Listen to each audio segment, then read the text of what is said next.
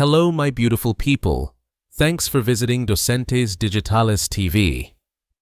In this video, we're going to review what we learned in the previous episode. If this is your first time here, I recommend watching the previous video where we talked about why Japan is one of America's closest allies. Now it's time to test your understanding. Was Japan an ally of the US during World War II? No. Japan and the US were enemies during World War II. Did the US drop atomic bombs on Japan in 1945?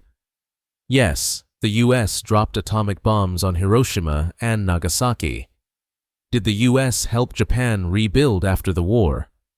Yes, the US supported Japan's recovery after World War II.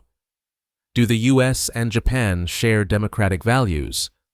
Yes, they both value democracy, peace, and human rights.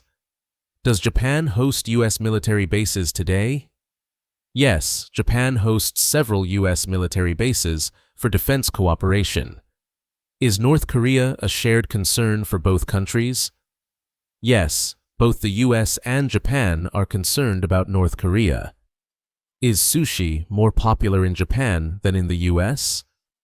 Yes, sushi is originally from Japan, but it's popular in the US too.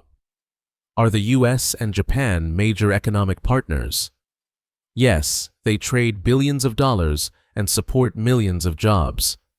Have cultural exchanges helped improve the relationship? Yes, tourism, student exchange, and cultural interest play a big role. Is the US-Japan relationship weak and unimportant? No. It's one of the strongest and most respected alliances in the world. That's it for today.